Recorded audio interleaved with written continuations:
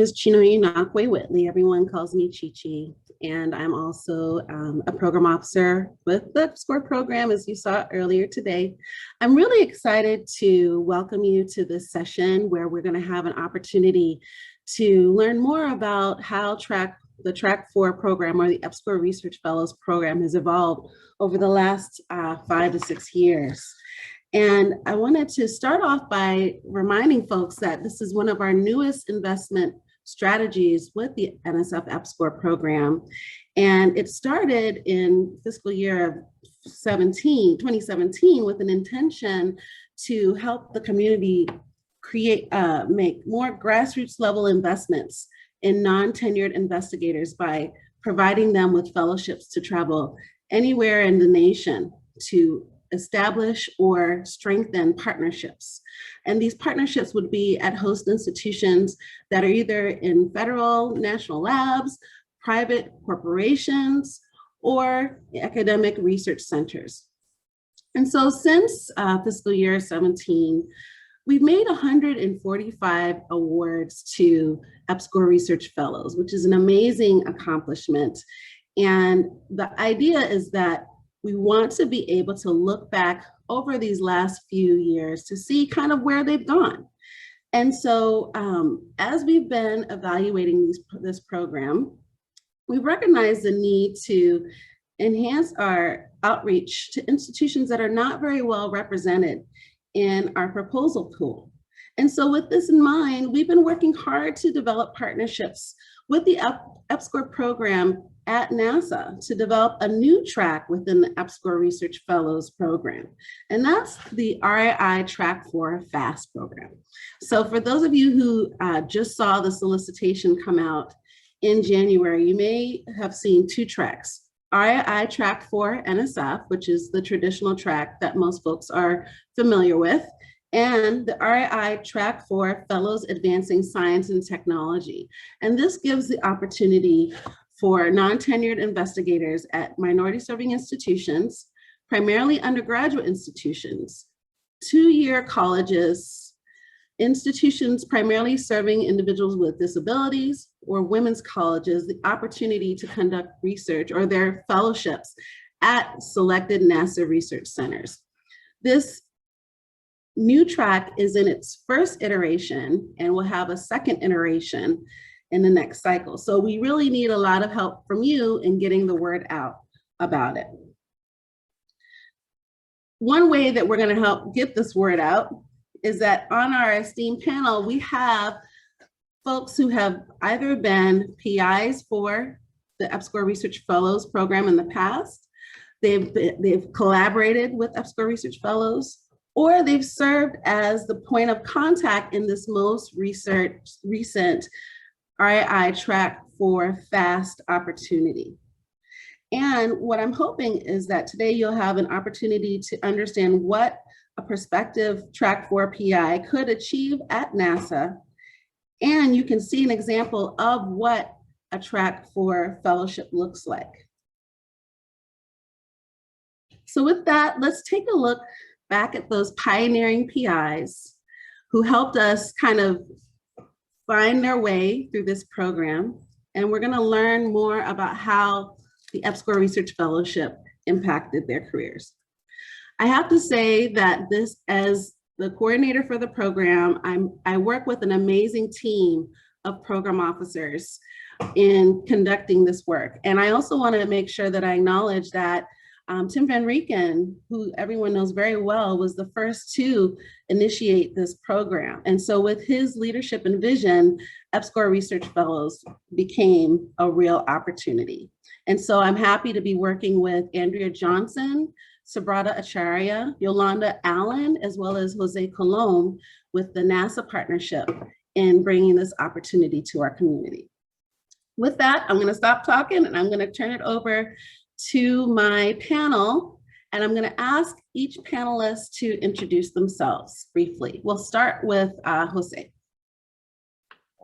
Good afternoon. Thank you for allowing me to be here. My name is Jose Nunez. I work at NASA Kennedy Space Center. So as you know, NASA has 10 centers. I happen to be at Kennedy, which is in Florida. In terms of research opportunities, as you probably know, we're going back to the moon. And with that, there's a lot of things going on. Two main research areas that we're doing is in situ resource utilization. That's basically try to understand how is it that we could develop tools that will be able to either excavate, dig, develop platforms, and basically utilize the regolith, which is just a fancy name for dirt, to our advantage, right? Perhaps acquire some materials, use that with perhaps a little polymer, and use it as a landing pad or a berm, you name it. There's a lot of potential opportunities for that, as well as, so that's in situ resource utilization is just huge, and there's a lot of things associated with dust, with the actual, how do you do waste and trash processing? How do you sort? How do you prepare? Any implications with landing a vehicle on the surface of the moon, and the plume that it actually sends out. So there's a lot of studies, a lot of folks across the agency are trying to figure out how do we best go back to the moon, and not just to go and come back, but to actually have a moon presence. So in the future, we could go to Mars, right? So that's one of the main things. And the second thing is plant food production. So Kennedy happens to be the lead center for that, for food production. So anytime you see any astronaut eating a leafy lettuce or any type of greens, that came from Kennedy. So we have world-leading plant physiologists understanding what is the best condition to grow plants in space, from the choosing of the actual seed, from the lighting, the water distribution, the soil, the yield that those plants have, the effects that microgravity has on the genomics of the plant itself. So everything associated with plants, it's us. And so we're looking and trying to figure out how to best do that. We're using the International Space Station currently as a platform to do just that. And we'll continue to do that. But basically the goal would be to provide better nutrition to astronauts on long duration missions, like going to Mars, right? It takes about 6 months with current technology there, in another 6 or more months to come back. So how do you do that rather than the dehydrated foods that they use today? So two big emphasis that Kennedy research and technology community has. So that's in situ resource utilization, everything to do with the regolith or the dirt, right? How to use it, maneuver it, deal with it. And then the other ones is the plant, the food production. Okay, so if any questions around that, please let me know. I'll be here to answer any other questions, and I'll let my other time for the other panel participants.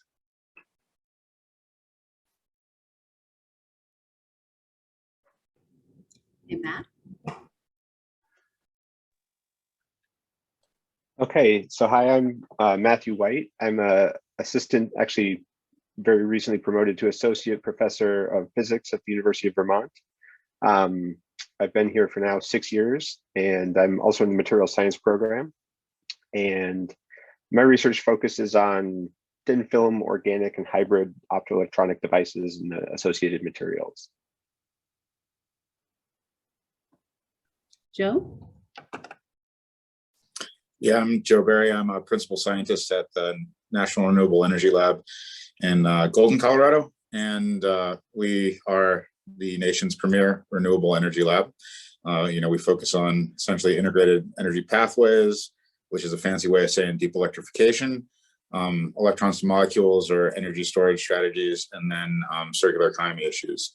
And within that, right, things like photovoltaics and low cost, lightweight, high efficiency optoelectronics are kind of a mainstay, and that's really where my work focuses, and particularly on perovskite photovoltaics. Great. And you and Matt were collaborating, correct? Mm-hmm. Okay, excellent. That is correct. June. Oh, You're muted. You're on mute, June. And that things always make that mistake, sorry. Hi, everyone. Good afternoon. My name is Jim Wren. I'm an associate professor at Delaware State University. I'm working on plasma. Actually, plasma is, everybody heard so much about it. It's actually the 4 states of matter, that including solid, liquid, gas, and then plasma. So a lot of new things could happen within plasma that including new things that we didn't understand yet, and the things that we were still exploring. In this project, we particularly creating a plasma laser. I'm collaborating this with Lawrence Livermore National Lab, and my partner Patrick is online also. Thank you. And last but not least, Patrick, just quickly introduce yourself. Sure. Good afternoon, folks. My name is Patrick Poole. I'm at the Lawrence Livermore National Laboratory, and my research, sort of like June mentioned, is in plasmas, high-density plasmas and plasma optics, which I'm happy to talk more about as we go. All right. Well, thank you so much for those introductions. What we'd like to do is first hear from Jose, and then we'll hear from each pair afterwards. Jose, can you talk a little bit about how faculty partnerships are facilitated at Kennedy Space Center? Yeah, certainly. So we typically use the typical way to approach, a meeting, which is, conferences, published papers. This is how either an internal PI has cognizant of some other PI at a university is doing. So they try to go ahead and reach each other out.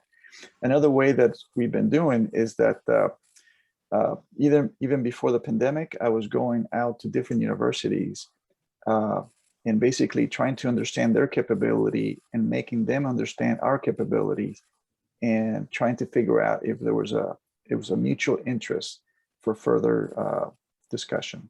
So I've done that. I've still been trying to do that, even with this, teleworking world.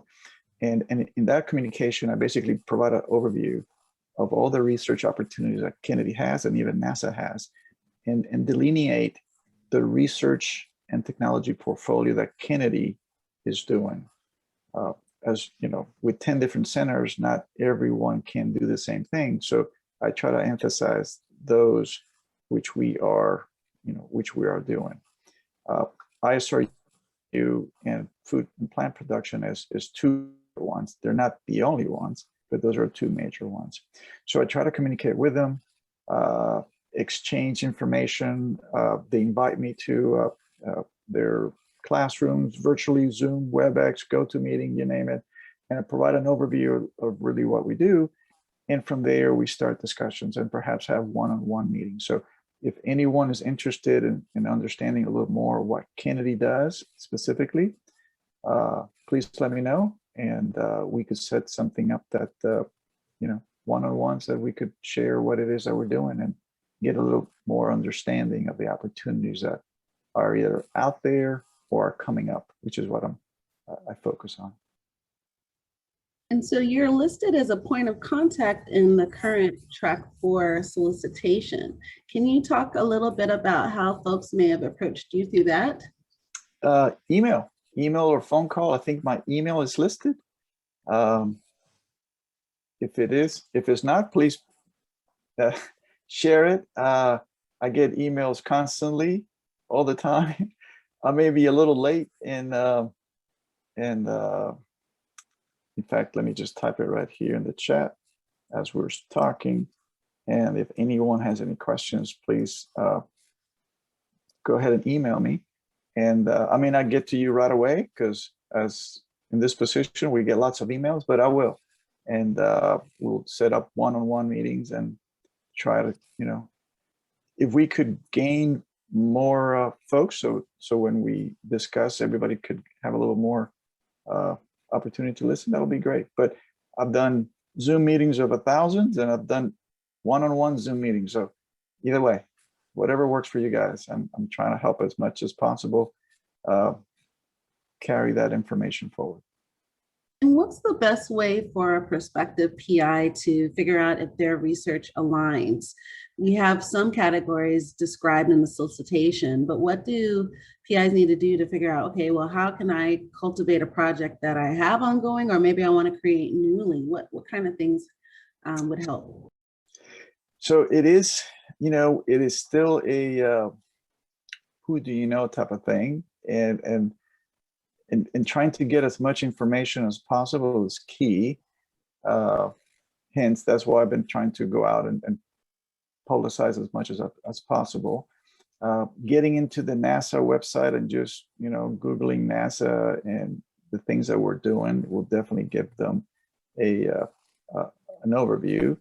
Making sure that they are a member of NSPIRES, which is NASA's research portal. And I'll put it here just in case. Just Google that. And that is our research portal. You could sign up. It is free.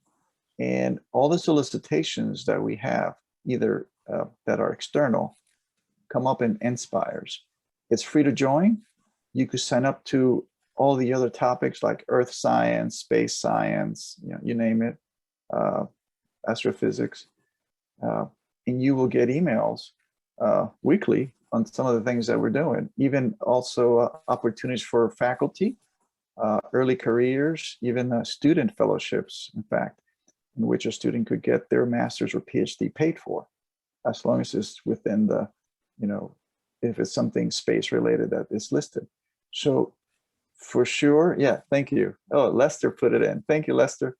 So anything Inspire should be something, and you'll be surprised how many people do not know that Inspires exists, and that is our research portal. So if there's any takeaway, please take some time and do that, because that will be very beneficial for any young career faculty professor that is trying to go for more grants and funds.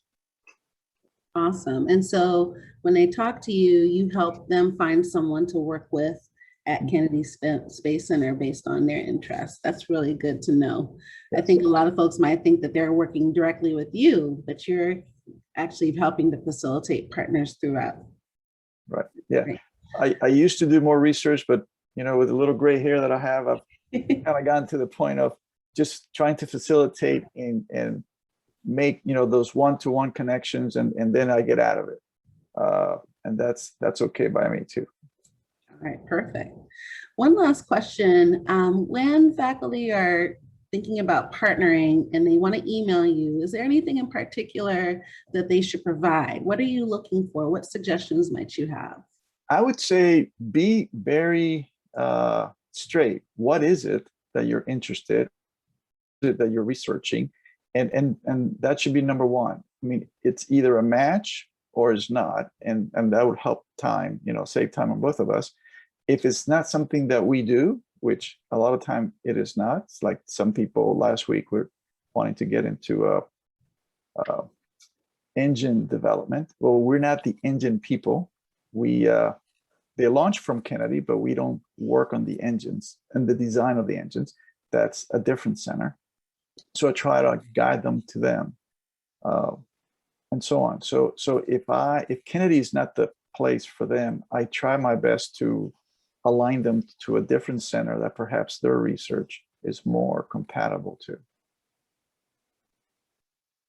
And so I have to say that this year, Kennedy was one of the 4 research centers that were eligible to receive FAST Fellows this cycle. But as we move forward in the next cycle, more research centers will be able to participate. And so I think you're helping us get a good idea of how prospective PIs can reach out and contact the folks that are within the solicitation. And then there's a live human being on the other end that can help them facilitate those matches and figure out how to make the connection. So thank you so much for your comments. Yep. Anything else, any other suggestions or anything else that you'd like to share with the group? We're just folks like everybody else. I tell folks we put our pants one leg at a time like anybody else. So I don't have a chip on my shoulder, and I'm trying to really help the community to understand the opportunities, to make some matches, and to continue to get this nation, moving forward. So yeah. So whatever it takes, let me know, and we'll try to help as much as we can. Okay. All right. Thank you. Let's move now to our first pair of partners, Matthew and Joe. Can you talk a little bit about what you actually did together for your fellowship, and give some examples of what that connection was like? So how did you actually meet? How did you connect? So yeah, I guess I can start out. So I did my Track 4 fellowship in the summer of 2018. So I might have been on that first cohort that you mentioned, Chichi. And so how did we meet? Well, so I did my PhD research at the University, I was at the University of Colorado, and I did a lot of my research at the National Renewable Energy Lab. And Joe started as a staff scientist there during my last year, maybe a little bit more than a year, 2 years, Joe says. And we worked together then, and we started on this project of pulse laser deposition for organic solar cells. And it was a little bit, I wouldn't say immature, but it was, it was the foundational research. We were just doing some preliminary stuff, and then we came up with some ideas that we thought, oh, this would be great. But then I graduated, and I moved to Austria for a 1-year postdoc, which turned into a 6-year assistant professor position. And then I moved back to the US in 2015 and was at the University of Vermont. And this fellowship came up, and I thought it would be a good opportunity to really push forward this pulse laser deposition concept in a little bit more mature way, with this concept that we called the digital alloying, where we would do target switching between pulses to really customize the physical, optical, and chemical properties of the materials at different, in the bulk and at the interface. And so that's what we did. We'd known each other previously. We'd worked together, and I think that was to our benefit, because it wasn't kind of a random collaboration. We had proof that we could effectively work together, and then we proposed this idea as kind of a clear-cut next step of a project that we had started a long time before. Joe, do you want to add anything? Yeah, I mean, I think one of the things too is that, as Matthew kind of laid out, right, we looked at this in the context of some organic photovoltaics, and so in looking at kind of what the biggest win-win was, right, I mean, we really did, and Matt spent some time basically adapting some of the concepts, the core kind of scientific concepts, to kind of the most recent technology work that we're kind of doing at the lab in a way that was really kind of allowed it to dovetail quite nicely with kind of programmatic directions that we had, as well as kind of current interests, and then that also creates a lot more opportunities for kind of engagement across projects. So that was a real nice element of that, if that makes sense. Yeah, that sounds great. Can you talk about the benefits or impacts that were realized as part of the collaboration that you continue to build? Yeah. So, as part of the fellowship, I published 2 papers, which was a real benefit for me, my group, my career.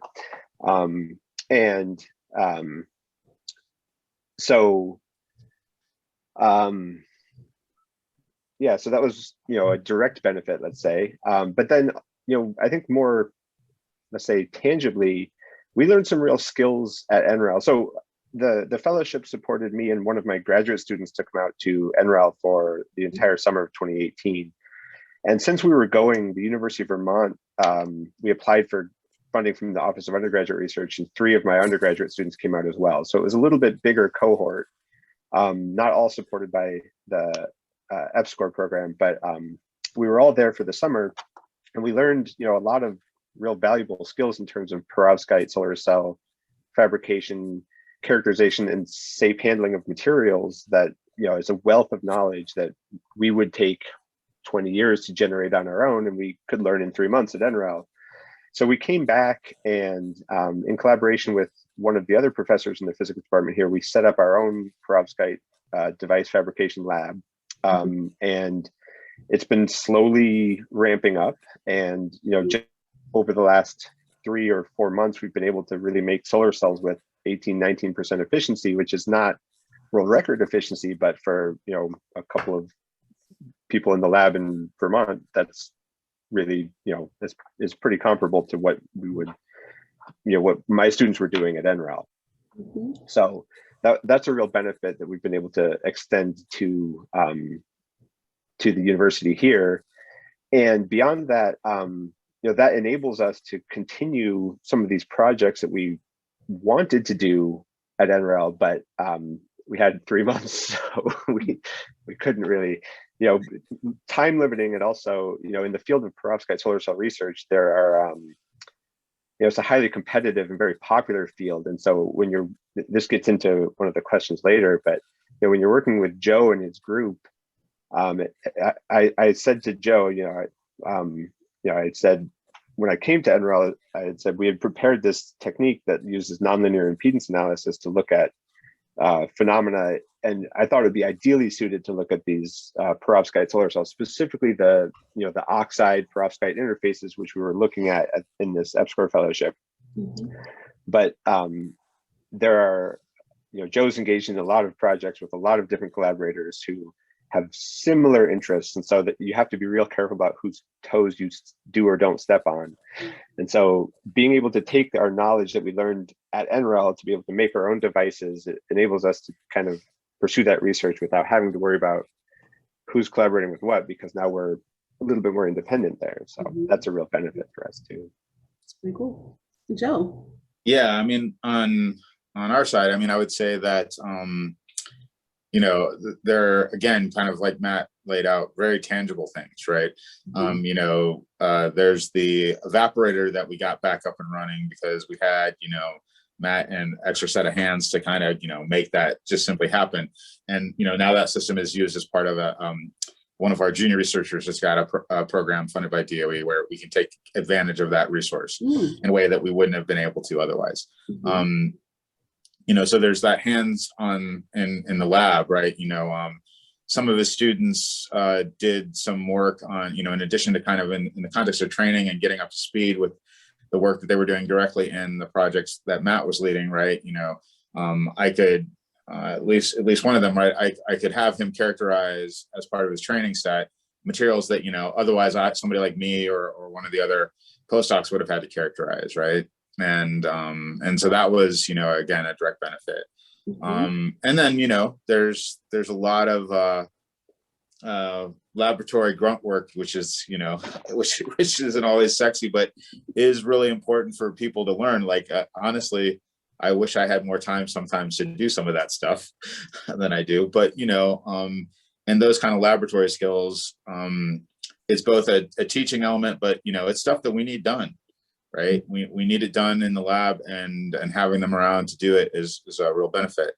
So those are very kind of practical things, but then also intellectually, right? I mean, you know, we're kind of in the business of creating competitors here, right? I mean, that's you know, we have a responsibility to steward these technologies. Matt's right? We have very, you know, perovskite is a very competitive field, and in the context of what we could do here, you know, we have to navigate some politics, I suppose is what you call it. But we're very keen on the notion of enabling the work that other people are doing to really be kind of, you know, if you're doing the kind of studies that, say, Matt's targeting now on 12% devices, nobody's going to care.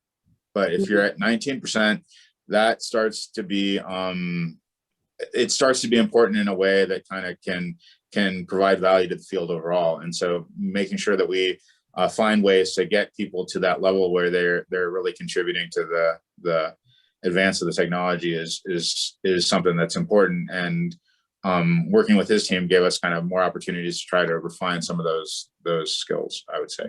And that was very valuable. And certainly we also learned from Matt gave a really nice presentation on some of the nonlinear impedance work that he's doing, and that's certainly something that's on our radar screens, and is something that is, we have a priority list from DOE that we kind of follow, but it's one of those techniques that we're cognizant of because we think it's reaching the point where it could be very, very insightful for some of the things we really need to deliver on for both DOE and the US more generally for the technology. So that's being exposed to that kind of level of expertise that Matt brought is, again, a huge benefit for the group. So. Thank you. So when we were getting ready for this talk, you all told me a really interesting story. I'm curious to hear about some of the challenges or some new opportunities that you had to navigate as you were kind of making your way through the fellowship. So we'll talk about COVID later, but just in general, were there any interesting stories or challenges that you had to deal with when you were doing your fellowship? There were quite a few. Can I answer that question? I don't want to skip over the question about benefits to my home institution as well, because I have something important that I want to say there too. But I'll go ahead and answer your question about the challenges. So you can answer both. Yes. What you're referring to is specifically the housing and lodging. So one of the challenges with this fellowship is that you're committing to going somewhere usually with a graduate student for a significant chunk of time. And that you can there's lots of different ways you can structure this visit, but I structured it as I have a 3-month summer break when I have very few responsibilities at the university. So I'm just going to go and do my visit then. And I only chose to go for 1 year. You could do, a multi-year visit, but for my family and my research and everything, I said it will work for me to go for one. But housing and lodging is a big hurdle for this type of thing because you can find housing for 2 weeks and you can find housing for a year, but finding housing for 3 months is not always easy. Now, in a university town like in Golden or Boulder, it's easier to find a 3-month housing in the summer, but it's not always easy. But the real hurdle was that the University of Vermont particularly wasn't interested in signing a 3-month lease. That's not something that they're used to doing, and they're not particularly inclined to do. And so I did a lot of negotiating to get them to do it. And then at the very last minute, an issue came up about family travel with me. So my family traveling with me. And so in advance of all of this, I had asked the university and the NSF if it was okay if I rented an apartment or a house for a small fraction of the cost of getting a hotel room, and that my family could stay with me, and the fellowship wouldn't pay for their travel, but if the housing was cheaper, if they could just stay with me. And everybody said that, NSF said, well, we don't care as long as it's okay with your university's travel policy. My university said, yeah, that sounds fine to me. Until 2 weeks before I was supposed to leave, they said, oh, wait, no, that's not okay. And then they canceled the lease. And it took me a long time to find a suitable lease to begin with. And so then they booked me a hotel in Longmont, Colorado, which is a full hour drive from the national lab. And so I was scrambling pretty much right up until the day I left to try to get things back in order. So I wound up getting a lease again, which, was much more favorable and not in Longmont. So it wound up working out in the end, but there was a couple of weeks there where things were going back and forth, where it was a unique situation. It was hard for the university's legal team and the sponsored projects to deal with. And so I would start those negotiations early and keep them going constantly with your university if you do secure one of these fellowships, because it's not a standard type travel that at least my university sees very often. So that was one thing that came up. And then in addition, you're planning to go somewhere for a few months, 3-6 months, somewhere in that range. It's very difficult to get a research project done in 3 months. And when I went to visit the national lab at NREL, there's an extensive onboarding process, which I was aware of, but it's become more extensive since I had was aware of it.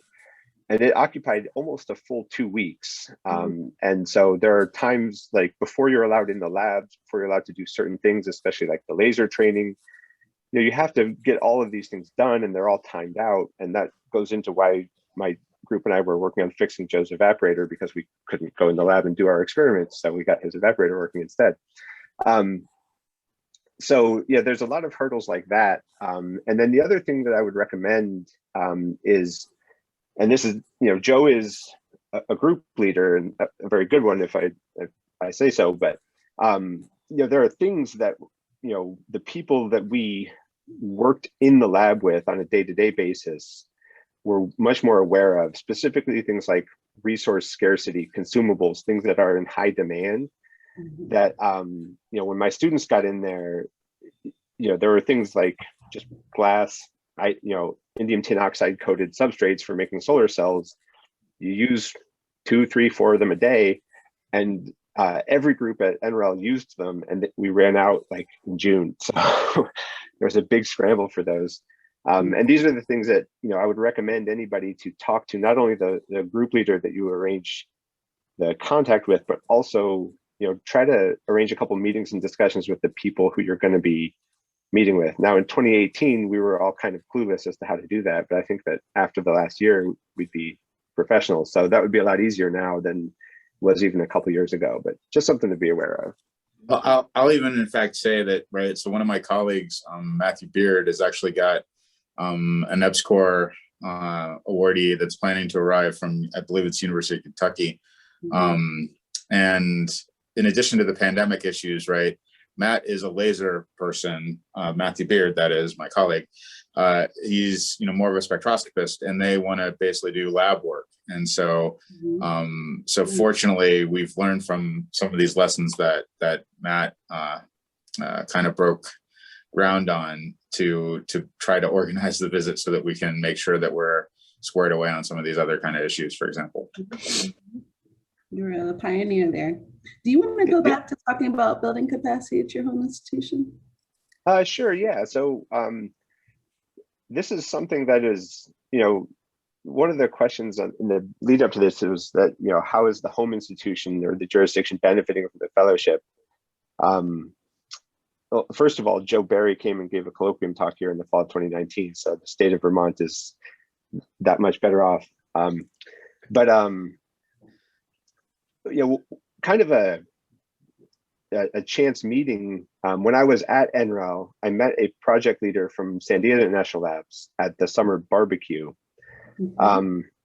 And she was managing the Vermont Solar Outdoor Test Center and was looking for research partners. And so we started discussing, and since that time, that research center has been transferred to the University of Vermont.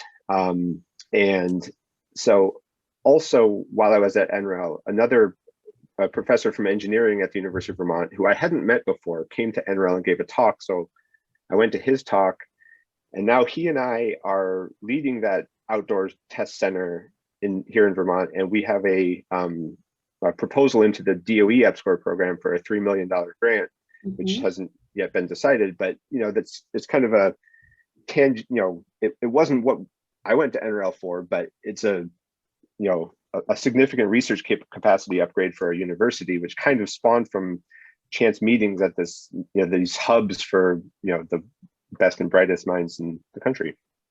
It's really awesome. Thank you for sharing that. In our last conversations, why don't you talk a little bit about the pandemic and maybe what opportunities as well as some barriers that you've been able to navigate this last year? Any advice for future and current track for awardees who received their awards during the pandemic? Well, my award was finished before the pandemic hit, yes, which I'm very thankful for, because I have no idea how I would have managed it. I wish you the best of luck. But, you know, joking aside, I am leading another NSF IRES program, an international research experience for students, that, you know, was supposed to run last summer and this summer, and it was canceled 2 summers in a row because we couldn't do anything. And so because it was really designed to send students to an international location, and so it had that similar to this program where it was like a physical presence was kind of core to the project. And basically we talked with our program officer in that program and just decided that just delaying it was the best course of action. I'm an experimentalist and Joe's an experimentalist, and so for us, the idea of transitioning to a purely online or computational system is, or at least for me, it's a little bit distasteful. I don't know how I would make that impactful. That said, I have a lot of colleagues who are more in the computational field who might be able to navigate that a little bit more successfully. But I don't have, it really, it would have been very challenging for me personally. Joe? Yeah, I mean, like I said, so, we have someone else who's looking at kind of arriving for an EPSCoR thing. So I guess my guidance is that,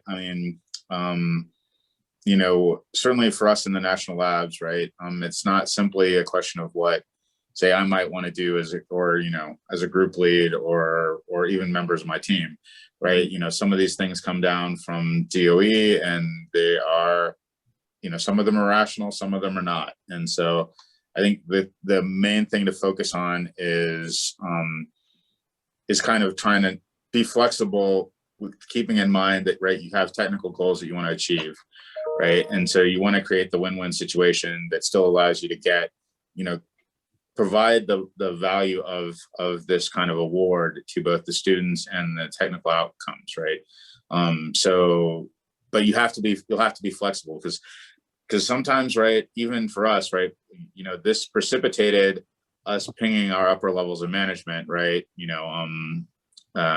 Our laboratory director, had to weigh in and other stuff. Mm-hmm. So, figuring this out is not always trivial at the moment, but hang in there. It would be kind of my guidance. Certainly we at the national labs find these to be very, very valuable kind of activities in terms of pipelining and engagement. So it's worth the hassle, but at the moment, COVID makes everything a hassle. Yeah. And are you two able to continue collaborating since your fellowship? Some. Yeah, I mean, we're certainly in contact all the time.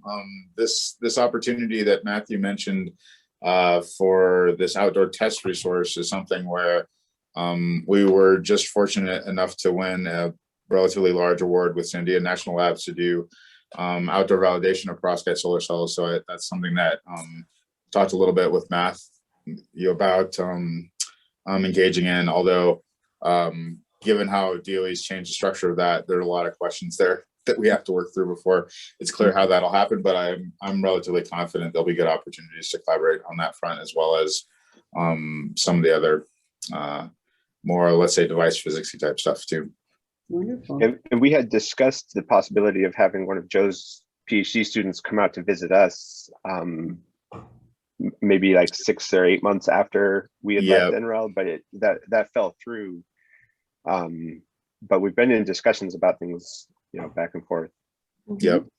Okay. Well, I thank you for talking about your experiences and sharing your knowledges and your lessons learned.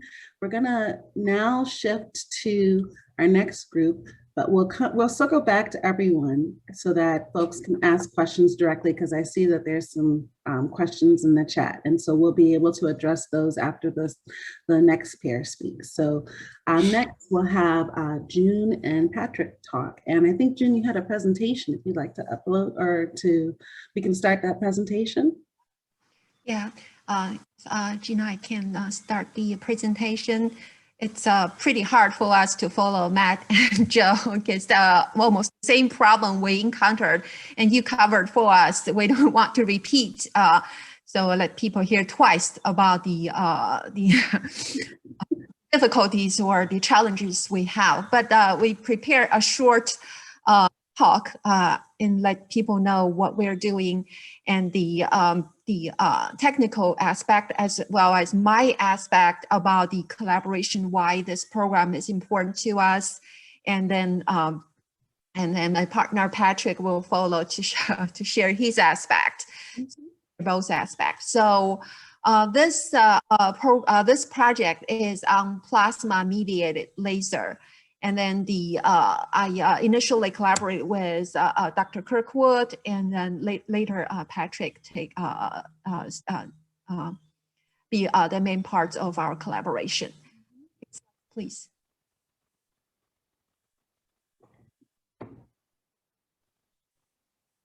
Okay. For some reason, mine shows half of the slides. I think it's okay. Maybe it's so I. We might be able to. Okay, that's much better. Yeah. Okay.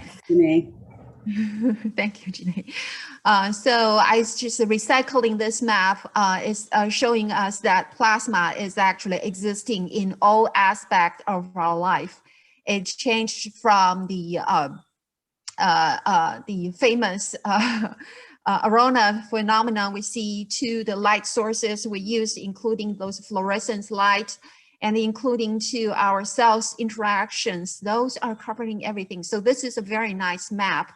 And the reason I recycle it is just to show you where we are. See that little blue circle there, the square there, that shows where we are. We're trying to use plasma as a medium to create a laser out of that. So typical laser you're familiar with is the solid lasers, but we are using plasma as a laser, and it's actually nicely sitting on the upper corner of here with the temperature about, let's say 10 to less than 100 EV there.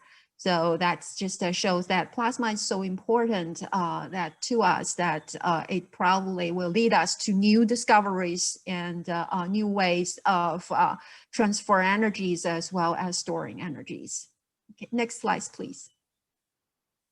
So this plasma laser is actually through a very famous, I guess that we all know about the Raman scattering, which is the 1930 physics Nobel.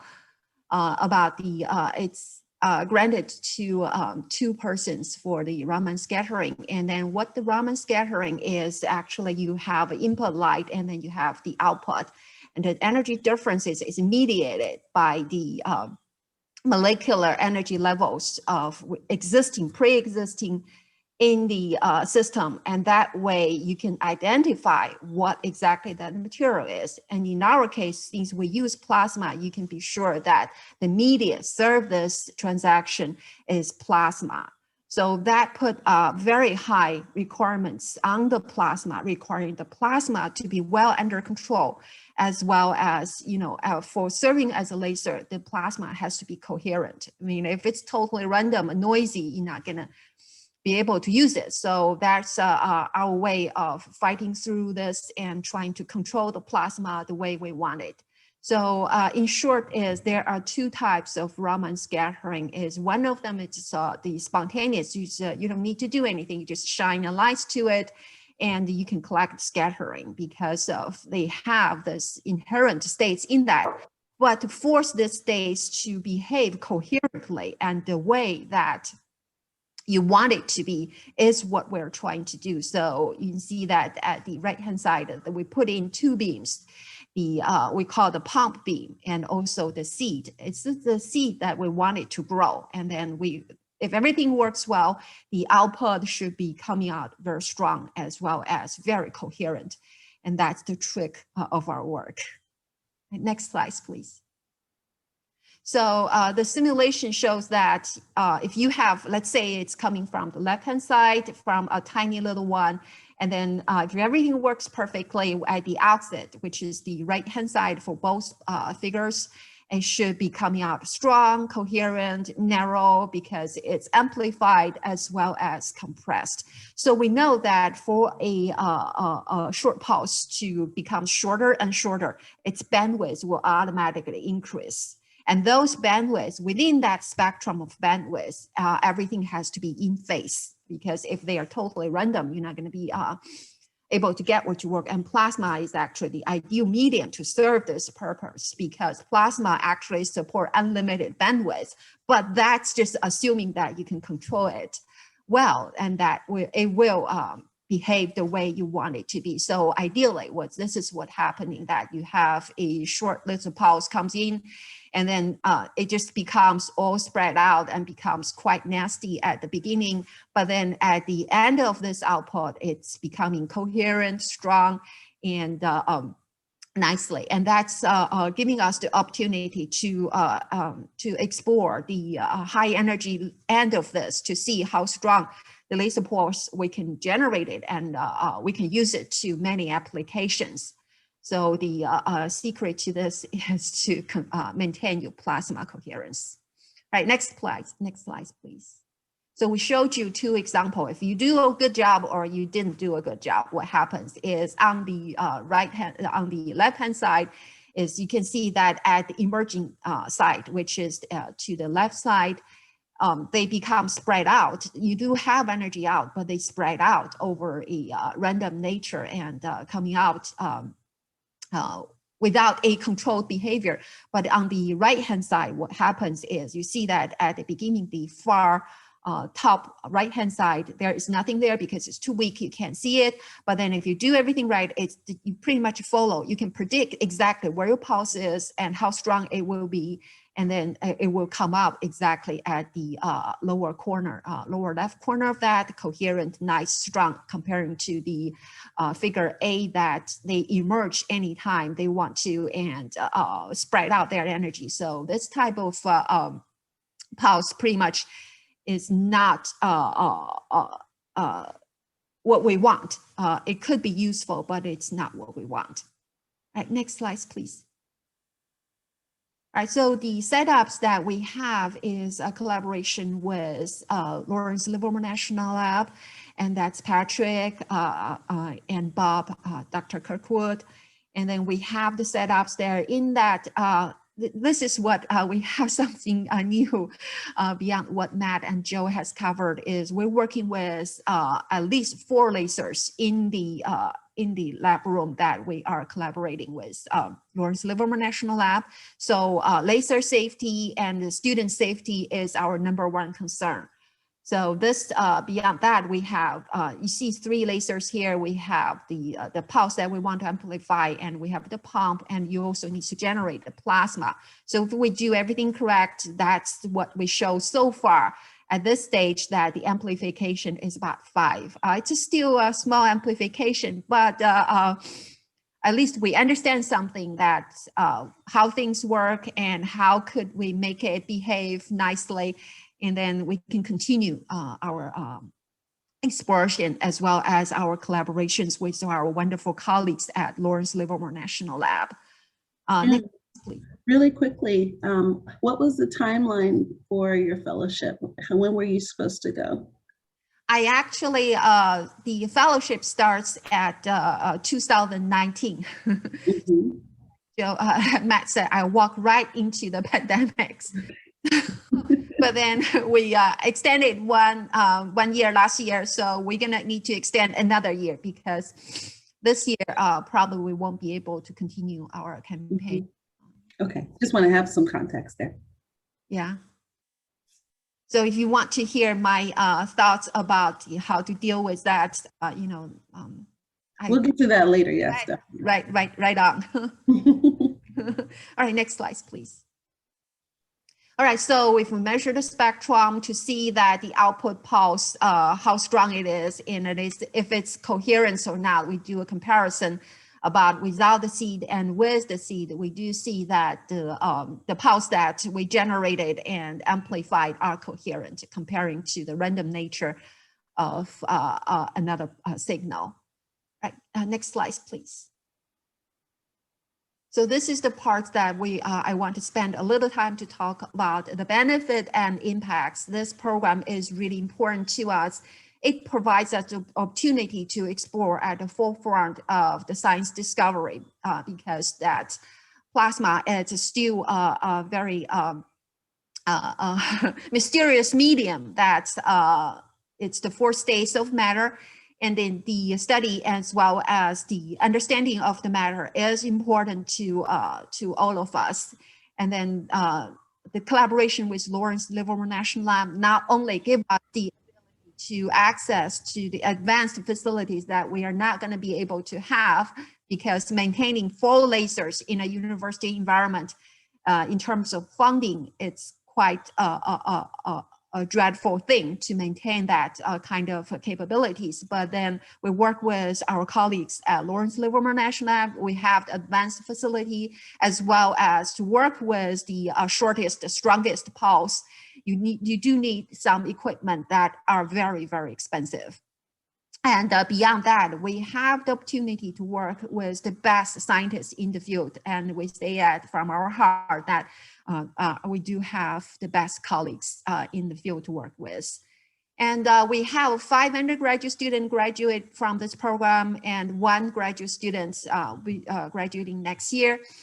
And we have the 2 undergraduates who graduate from this program now are working for DoD facilities. So this is what I want to say, that this program does give the opportunity for our students to see where their talent is, and to see where their interest is, if they want to work with this type of work, although they are just having undergraduate degrees, but they can always attend grad school after working at, say, DoD facilities for 2, 3, 4 years. They can always do that, but then let's give them an opportunity to see that I actually can do this type of work, and it's actually meeting my interest. So before that, they're pretty much not in their thought spectrum about the possibility of that. So this is the opportunity for us, for our students, to be able to open up their spectrums, open their choices, as well as giving them the motivation,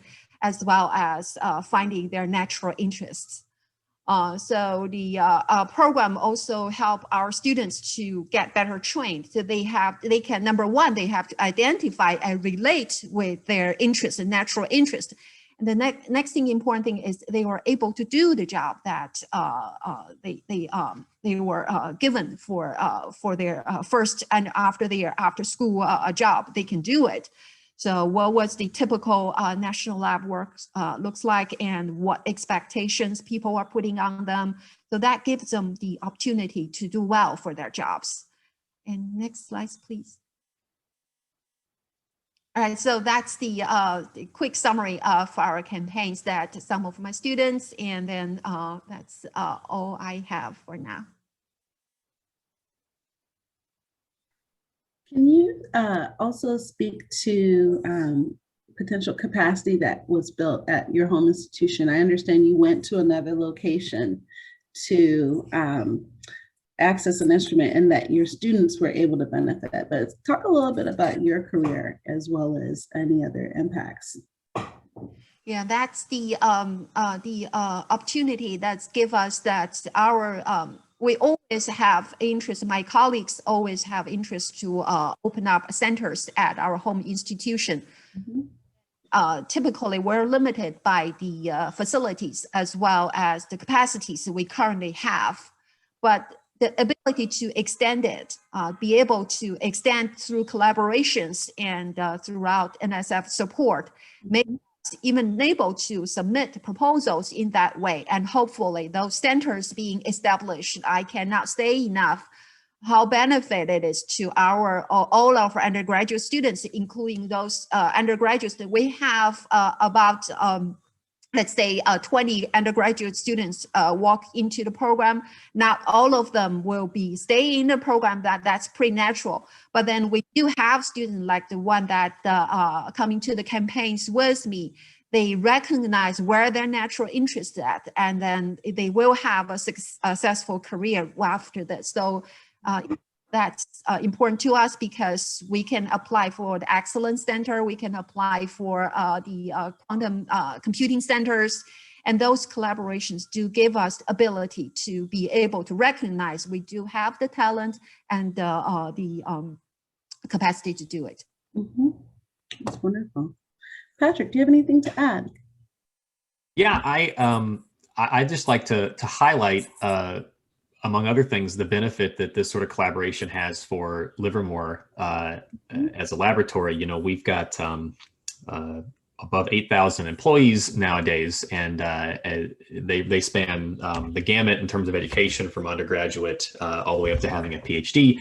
And one of the difficulties that you might imagine comes, just as June is pointing out, there's a lot of expensive equipment here that a university may not have access to, but it's kind of tough to just be thrown to those wolves, you know, and have to do an experiment on this, or maintain it in some sense, or plan the next version that we're trying to develop without having some experience on it, you know.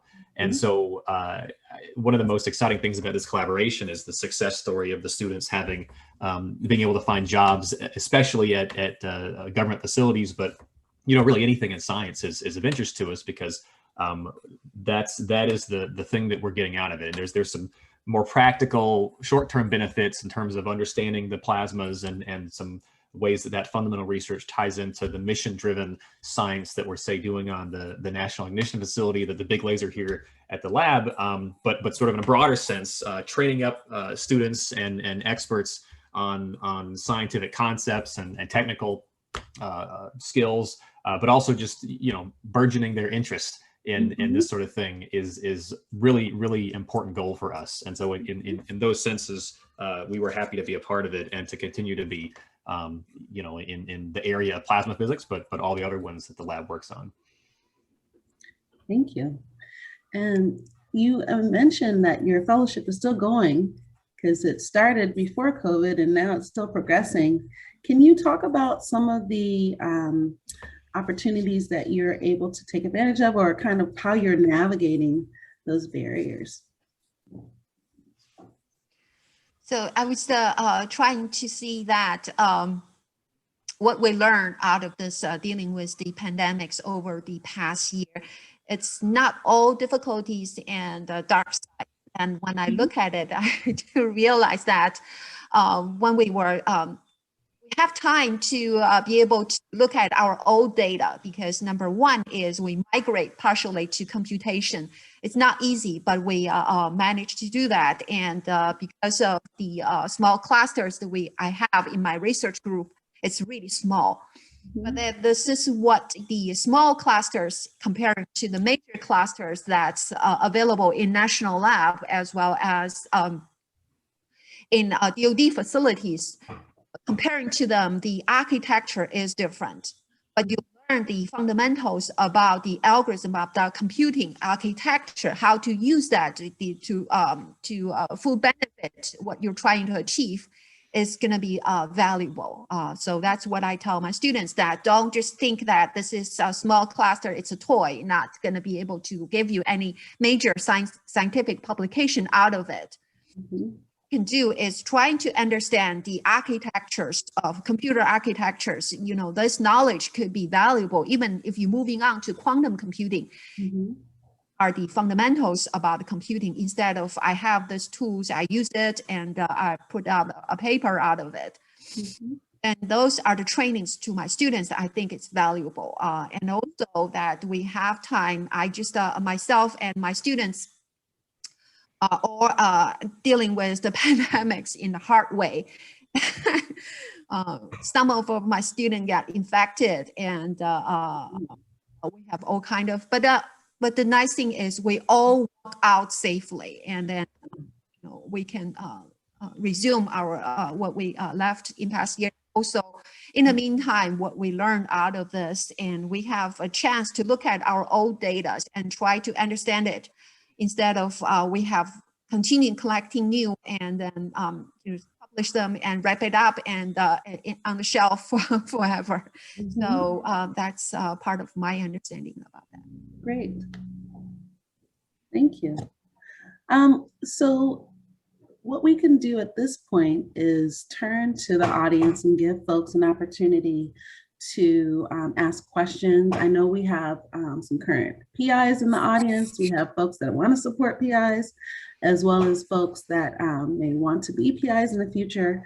And I already saw that there was a question about if NSF is accepting applications every year. So I will say, kind of like my colleague Tim said, that we aren't able to anticipate what our budget will be, but it is our hope that we are able to continue offering cycles. And the current solicitation has 2 dates at present. And so that date for next year is always contingent upon availability of funds. But at present, we are accepting applications. We just did. On April 26th, we just welcomed proposals from the next cohort, and that those are currently going through merit review.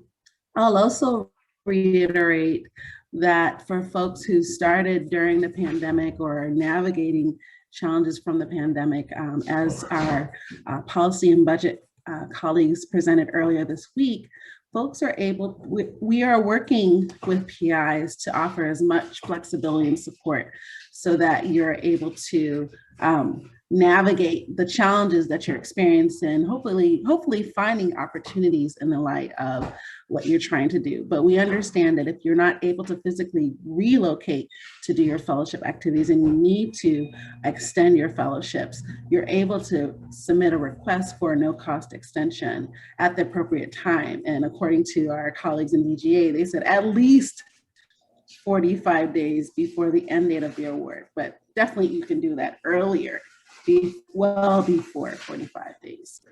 Okay, no problem. Do we have any other questions? Anything for the exciting science, wonderful impacts at the home institution, and how they might have juggled getting your whole family across the country in one piece. Are there any additional questions that from the audience that folks might want to ask, or any interesting stories they'd like to share from their fellowship experiences?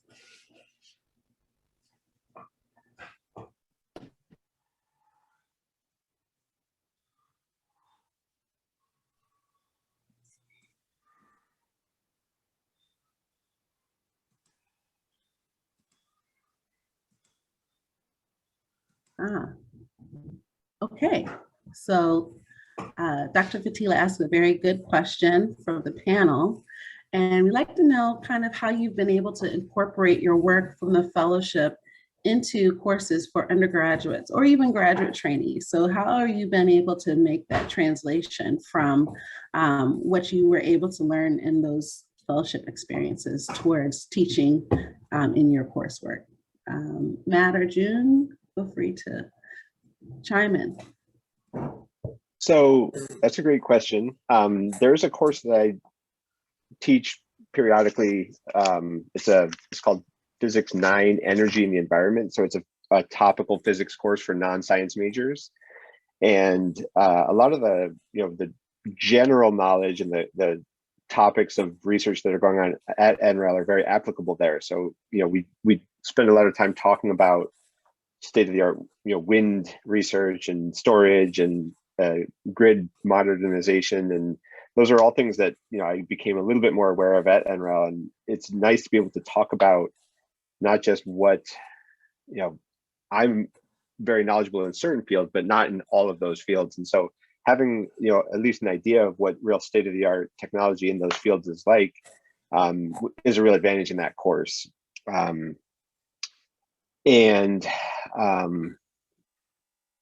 Another thing, so not just in terms of undergraduate courses, but in terms of student training, one thing that I did at NREL, which maybe you others have done at their home institutions or at host institutions, but when I was at NREL, they hosted a basically an elevator pitch workshop where you had to go in and talk to somebody who's not in your field. They just paired you up with somebody else from NREL. You had to tell them what your research was in 5 minutes, and then cut it down to 2 minutes, and then cut it down to 1 minute, and then cut it down to 30 seconds, and then back up. And it was, just something that they organized for all of their scientists, but my students and I went and participated in, and it's really beneficial, right? It's a very good exercise. And so now I'll do that with my students. And here we run now at UVM, we run I think we call it a 3-minute thesis for our graduate students, where they have to basically say what their thesis research is in 3 minutes or less.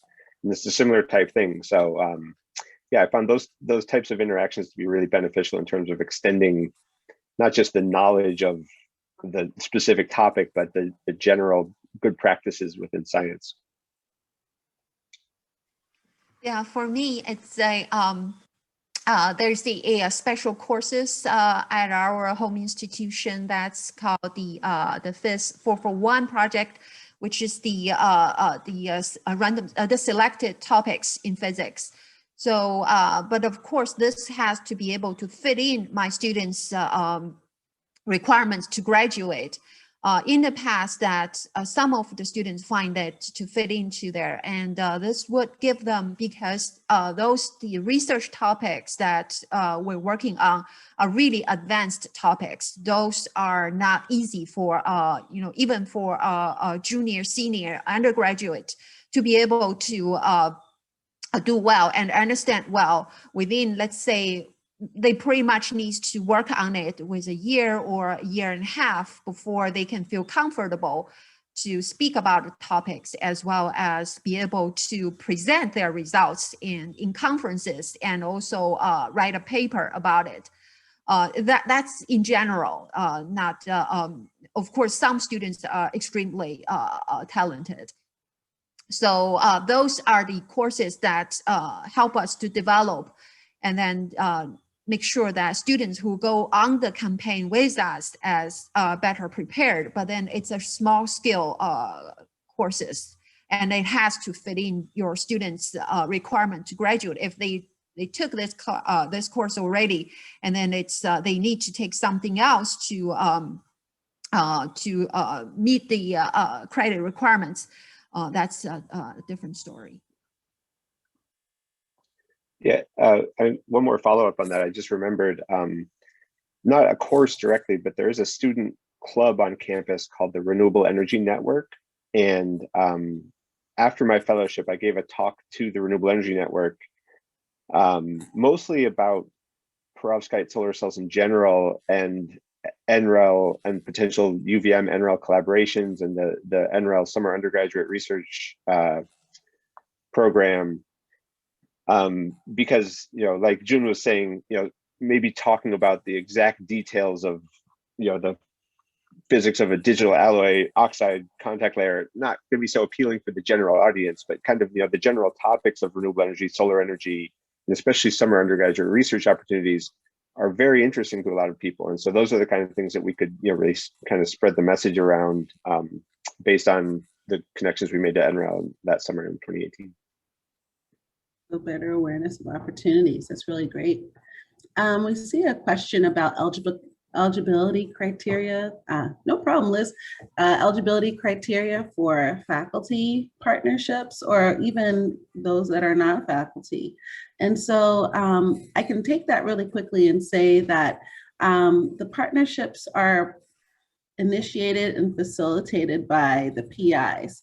And so what they have to do is provide a letter of support from the collaborator that demonstrates that the collaborator knows about the project, that they know what's taking place, about the tangible contributions that that collaborator will make, as well as a letter of support from an administrative manager at the host institution that can guarantee that they will have, the PI will have access to the host site facilities, that they'll have internet connectivity, that they'll be able to navigate the logistics of conducting a fellowship. So we want to make sure that when PIs arrive at the host site, they're not treated as though they're strangers, but we are, through those letters of support, those PIs are demonstrating that there's support in place to ensure that the fellowship will be successful.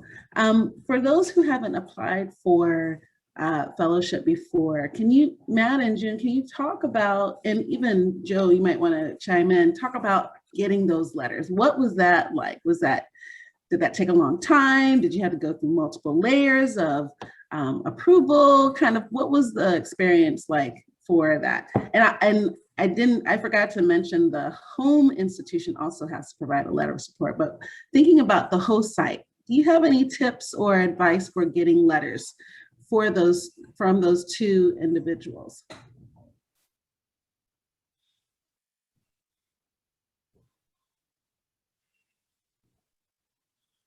For me, that was a long time ago. I don't really remember the process of getting the letters, but like with everything else, I think that starting early and allowing time, because the administration at NREL is familiar with Joe Barry. They're not familiar with me. And so when I say I want a letter of support, and then that Joe has to vouch for me, and then there's multiple layers of communication. And so just, allowing time for that to happen is really important. And the same thing, I think that this was after we secured the award. Before the trip started, we had an MOU signed between the two institutions, which similarly took a lot of time and a lot of writing back and forth, even to people within my university who I was not that familiar with, like the legal team, and just making sure that people were on board and everything was on the up and up. And I think that process was kind of similar to getting the letters of support from NREL, where it's just you have to allow time to make sure it all gets done. And there was no hurdles. Nobody was opposed to the idea. It was just kind of a slow and clunky process. Mm-hmm. June, do you recall how long it took for you to get your letters of support in place? Well, I say I agree with Matt that this does need to plan ahead of time, because the in our case that to apply for those experimental campaigns, you have to send a proposal to the to our host. That in that case, that's the Livermore National Lab.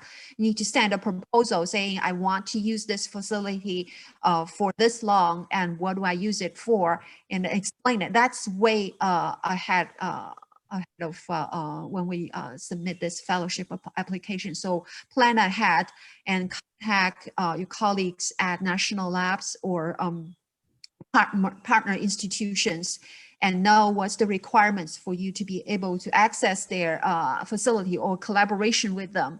That's a must. Mm-hmm. And based on that, once you submit the proposals, in my case, once I submitted proposals, our host at the Lawrence Livermore National Lab can write us a letter of support. Mm-hmm. Okay, that's very useful information. Joe, anything to add?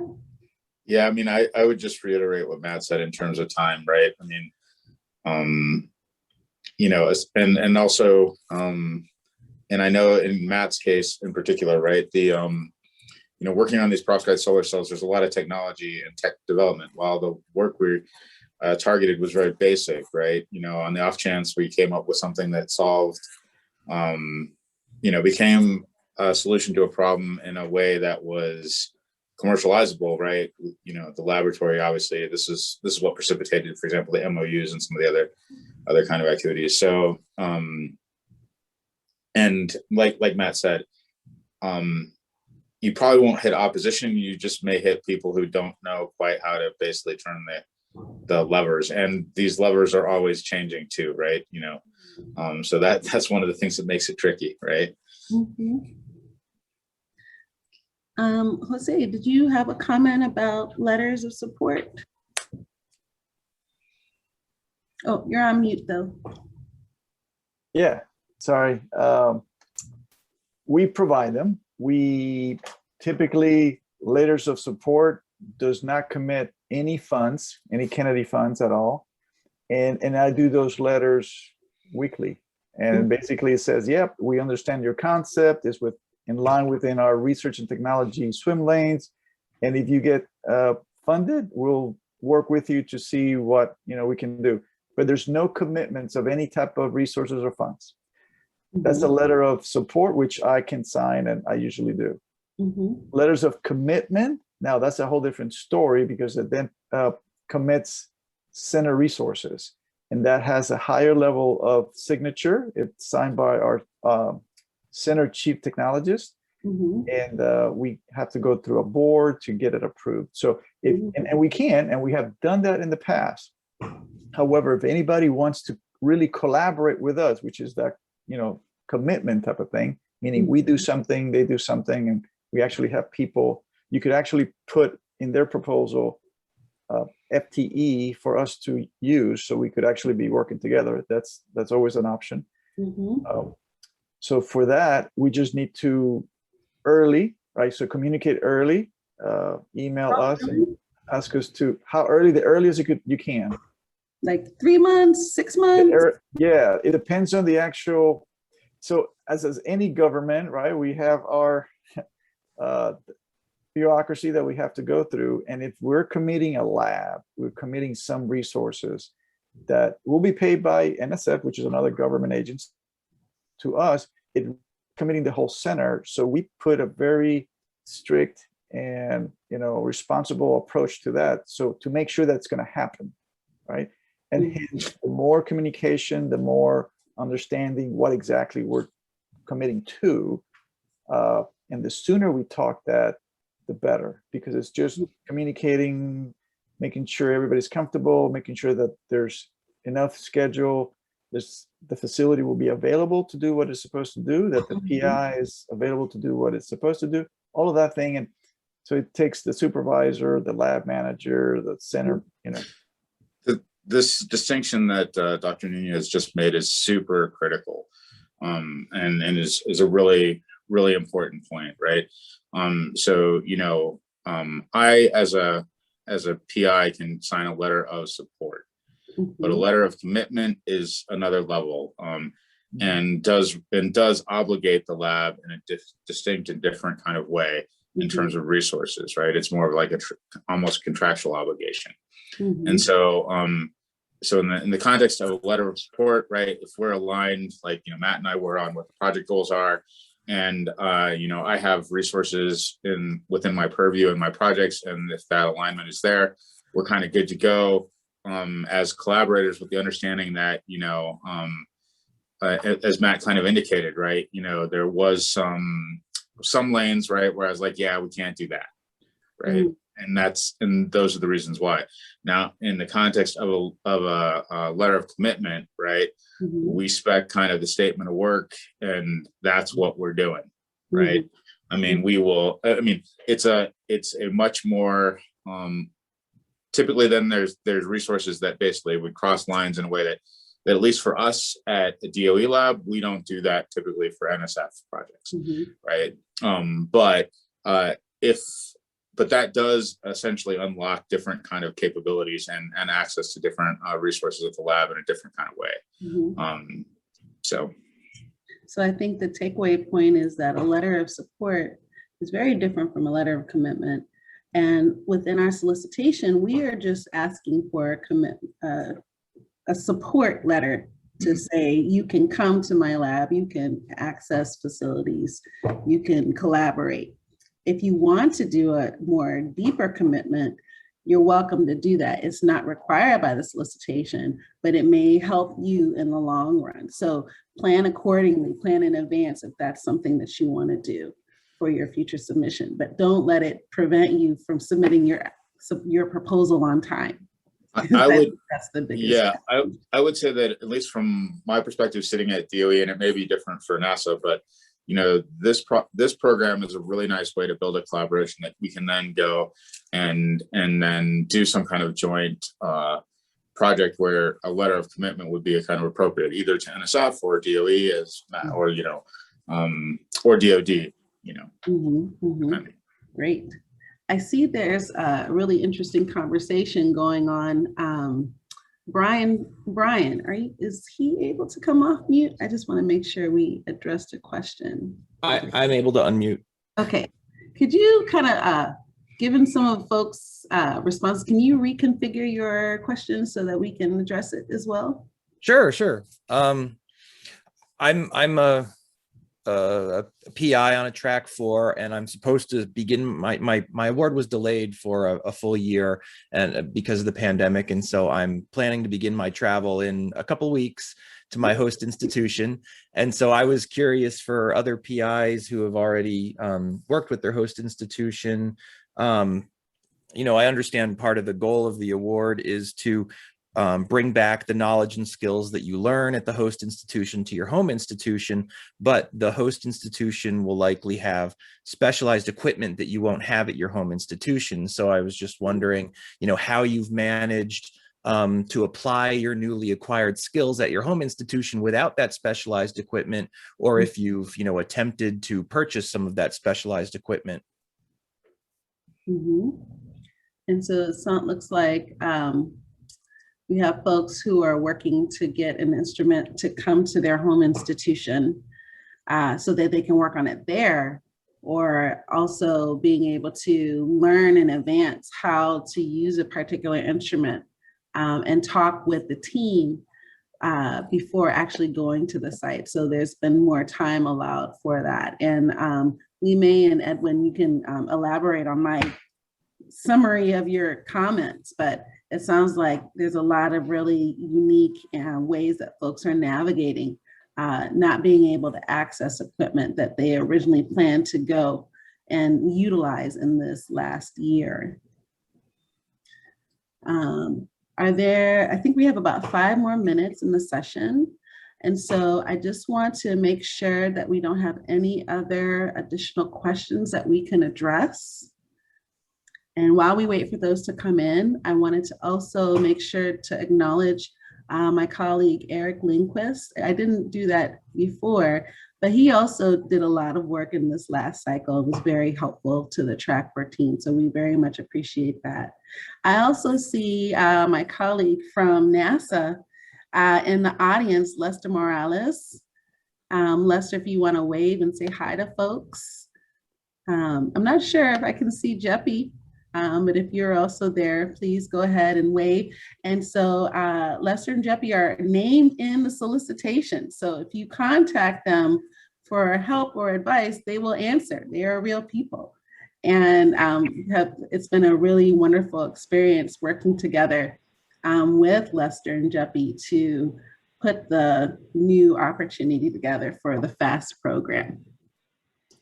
Looks like Tim wants to put in a plug for MRI. Tim, do you want to come online and give a shout out really quickly? Okay, you're providing. No, well, I mean, I'm happy to, but I thought the chat was perhaps enough in this case, because I figure a lot of people know about the Major Research Instrumentation Program, but in case you don't, it is a great opportunity that NSF provides. I mentioned it this morning that we co-fund a lot of MRI proposals. It's a chance for universities or institutions, or in some cases even individual investigators, to get instrumentation that's going to be helpful for their own research lab or for their institution more broadly. And if you're not familiar with it and you have instrumentation concerns, I certainly encourage folks to kind of check into it. They especially have tracks for non-PhD granting institutions where the needs might be different, the uses might be different, but there can still be big impacts from having instrumentation supported in an institution. So please check it out. Sounds good. So, go ahead. Well, I was just going to comment, right? I mean, yeah, taking advantage of these kind of programs is key, but it's also one of those things that I would encourage, in the context of review, right? Matt indicated, right? One of the things with, say, the technology that we were working on is that at least a fair bit of the project could be done. He could take that knowledge back, right? There's obviously specialized equipment, but it's also an opportunity to see, okay, is that equipment you think you want really the equipment you want? Right? Because at the end of the day, science is science, right? Better tools, yeah, are important in better science, but being thoughtful is always critical. And certainly, I think one of the advantages of this particular program is that, it's an opportunity for the people in the program to interact not simply with somebody like me, but, with all the experts that I have at my disposal on my team. Right. And that is the key thing that's going to make the science better at your home institution. And you'll be able to write, hopefully, a better, equipment proposal that way. Right. Because you'll know what you need. But anyway. Yeah, Joe, along those lines, in our field of research in thin film solar, it's not like we're using beam lines. I don't need to propose, making an accelerator at my home institution. We're just amassing, amassing more smaller pieces of equipment is really more beneficial. But there are certain things like, a solar simulator. I could buy a $50,000 solar simulator, or I could buy a $100 white LED. And the $100 one will get me within 5%. And if I'm going to publish a number more accurate than 5%, they're going to want me to send it to NREL anyway. So why would I spend $50,000? So I'm going to have to interrupt because we're almost finished with our session. And I want to make sure I give an opportunity for Loretta to speak. It looks like you've been waiting to say a little something there. Yes. Thank you all so very much for presenting in this session. I so often read about the great things you're doing from your cognizant POs, but rarely do I have a chance to see you and to hear directly from you your work. And so I'm really impressed with what you're doing. I think you're great ambassadors for the Track 4 program, and we want to build that network of Track 4 awardees and the hosts that put so much into hosting them. And so I look forward to great things from the Track 4 team as we build this community. So thank you for taking this time.